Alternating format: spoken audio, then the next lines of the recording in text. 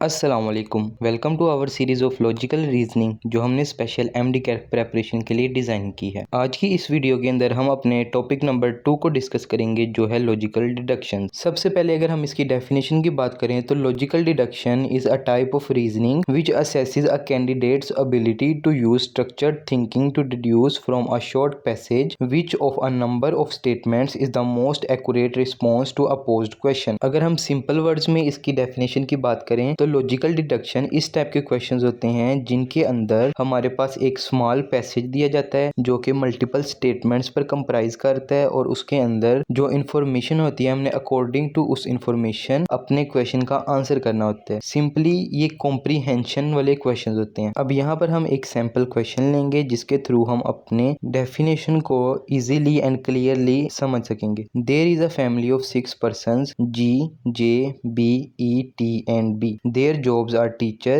writer, actor, singer, dancer and lawyer but not respectively in same order. G is a teacher, Z is dancer, B is neither writer nor actor, E is neither singer nor lawyer, T is an actor, J is all lawyer. सबसे पहले अगर हम इस question को देखें तो इसके अंदर उसने हमें मल्टीपल स्मॉल स्टेटमेंट्स दिए हैं। अब हम सबसे पहले क्या करेंगे कि इन स्मॉल स्टेटमेंट्स को सेपरेट कर लेंगे अपने माइंड के अंदर या फिर जो हमारे पास रफ पेपर होगा उसके ऊपर। अब जिस तरह से यहाँ पर हमारे पास है G is a teacher, Z is dancer, B is neither writer nor actor, E is neither singer nor lawyer, T is an actor, J is a lawyer। तो ये स्मॉल जब हमने सेपरेट कर ली तो अब हमारे पास जो भी क्वेश्चन होगा हम उसका इजीली इन स्मॉल इंफॉर्मेशन के थ्रू आंसर कर सकेंगे। अब क्वेश्चन को रीड करते हैं। Who among them has a profession of lawyer? अब यहाँ पर क्वेश्चन हमें पूछ रहा है कि इन सब में से एज अ प्रोफेशन लॉयर कौन है। तो अगर हम अपने पैसेज को देखें जो हमने उसके अंदर short PCs of information separate की थी तो उसके अंदर अगर हम देखें तो लास्ट के ऊपर जे इज अ लॉयर। तो सिंपल जो हमारा पैसेज है उसी के अंदर हमारा आंसर होगा। तो अब ऑप्शंस देखें A B C D,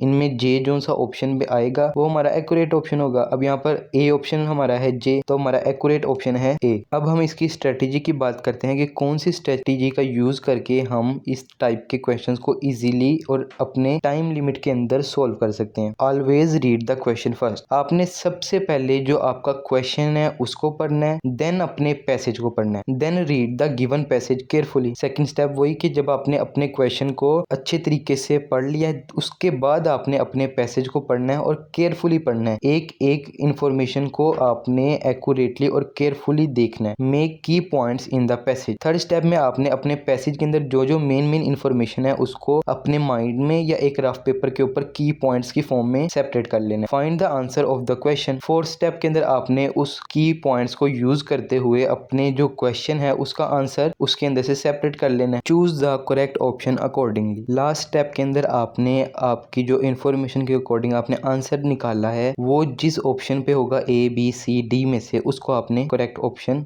choose कर लेना। इसी के साथ आज की हमारी वीडियो यहीं पर एंड होती है। उम्मीद करता हूं कि आपको लॉजिकल डिडक्शन का आज का टॉपिक अच्छे से समझ आ गया। अगर इससे रिलेटेड कोई भी आपका क्वेश्चन है तो कमेंट सेक्शन में पूछ सकते हैं। इसके अलावा जो हमारा प्रीवियस लेक्चर था लॉजिकल प्रॉब्लम का वो भी आप हमारा चैनल विजिट करके वहां पर देख सकते हैं। Thank you.